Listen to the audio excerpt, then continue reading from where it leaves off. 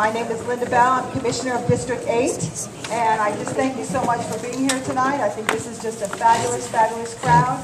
And why did we have this meeting tonight? We have this meeting to facilitate any and all issues that you may have with DERM, with the South Florida Water Management District, and we want to facilitate tonight, this evening, a very nice discussion.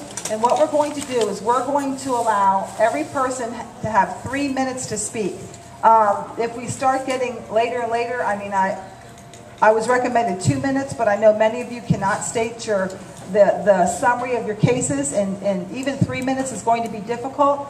But if you can summarize your issue in 3 minutes, be very succinct. This is not about attacking any agency tonight, but this is about solutions. How can we come away from here with solutions?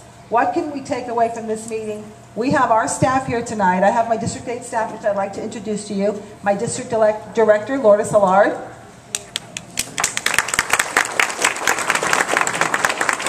Senior Policy Analyst, Joanna Faddis. And our new Director of Constituent Affairs, Gisette Espinoza. And I believe Maurice Hernandez is here in the very, very back. Maurice, he does a lot of my media relations. And we're going to have as our moderator, the one who's going to keep us on track, Mr. James Humble. Many of you know him with Best Ag Practices. James Humble. I have watched Mr. Humble moderate many a meeting, and so I thought he would be the perfect person to actually moderate today. And what I would like to do now is I would like to start on my right and go all the way down and have everybody at the table introduce themselves to you and have whatever opening statements they would like to have, and then we're going to turn the floor essentially over to you. Thank you. Good evening, everybody. My name is Ed Hernandez. I'm the Service Center Director for the South Florida Water Management District. My jurisdiction is Dade County. And out of my office, we do community outreach and government relations. I'm Carlos Espinosa, I'm Director of DERM. We're here to listen to you, and hopefully I have some staff that we have brought in here to try to maybe address some of your specific cases, and if we can, try to resolve those. I think we're working now. Can you hear us? We're working now. Hi, my name is Robert Duvall. I'm with the County Attorney's Office, and I'm the popular guy that handles a lot of the DERM enforcement matters. I'm sitting next to an attorney. Okay. It's okay, I'm married. My name is Chuck Collins. I'm the Regional Director for Florida Fish and Wildlife Conservation Commission. I oversee the 10 counties here in South Florida. Which means I probably don't know the answers to your questions, but if I don't, I'll make sure I take your name and number and I'll get back with you. Thank you very much. I know that many of you have signed in. I want to assure you that we have with us, not only do we have county staff with us, but we have my staff that's going to take notes, and we also want all of your contact information as you were signing in on the way in. That way we can follow up with each of your cases. So that this just doesn't end here tonight, that as you walk out that door, that you know that there's going to be follow-up and follow-through with each and every one of your cases or your issues or whatever it may be. We want to come to a solution here tonight, and that's what we're here for. Thank you very much, and let's all first up to the podium. I think, Ms. Allard, you said Alice Penna was first up? Yes. Thank you. Ms. Penna? Before I start, let Mr. Humble, you want to say a few words, James? Please. No, that's okay. Thanks. Sure? Yes. Good evening. My name is Alice Penna, President of the Las Palmas Community Association. We can't hear you, Alice.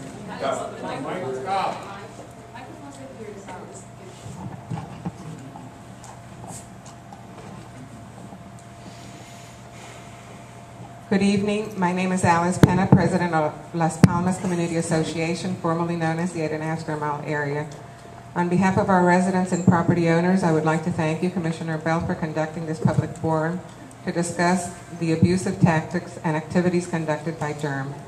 I know we're trying to be very civil today. Our community has been assaulted by so many different agencies. We really have had abusive cases in our area. that have not been resolved. We've had communications and contacts with the Office of DERM, and they have not been resolved. So I am speaking as a very frustrated resident and property owner in the 8.5 square mile area, and I'm trying to express some of the frustrations that our residents and property owners have endured. The community, I have 13 specific cases that I want to refer to.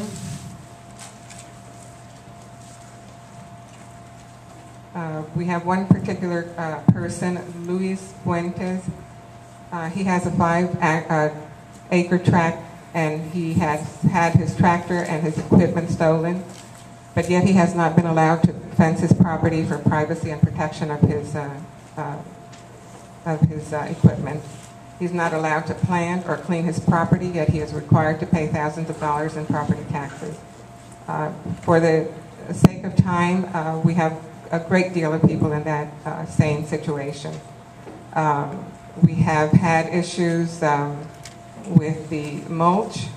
There are people here this evening that will address that, but we have had mulch from Katrina, which has been used as fertilizer on their soil, and they have been fined for thousands of dollars, and they've been made to not only remove the mulch, but to excavate to the rock on the property, rendering the property totally useless, while they continue to pay taxes and they cannot use their properties.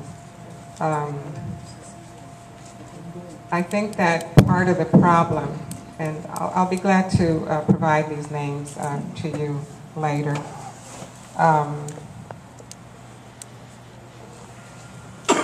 We have the case of Mr. Landrum, which is just one of the most egregious and cases. He's had all of his permits, even non-wetland certification from the Army Corps. He's been told that those permits are useless. He's been deemed to be wetlands while he is not. He's had his home there for 50 years, and he's not only had to pay extraordinary fees, but he has had to give the title of his property to the county and eliminating the rights from his heirs. I understand that because of all the publicity this case has had, there is a negotiation where the fees are being lowered, but it's still another egregious case.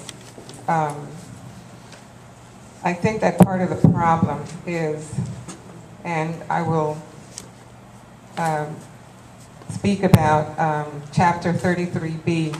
This is an 8-page document where we are described as wetlands, and I don't think the Everglades are described in the critical concern as the way they are describing the 8.5 square mile area, or Las Palmas. This was a flourishing farming community 40 years ago, until the district and other government agencies started flooding the area. This has never been part of the Everglades. The expansion of the Everglades made it closer to the area. That's why there is a project that has been completed at a cost of almost $500 million. Completed 3 years ago. It's still not in operation. And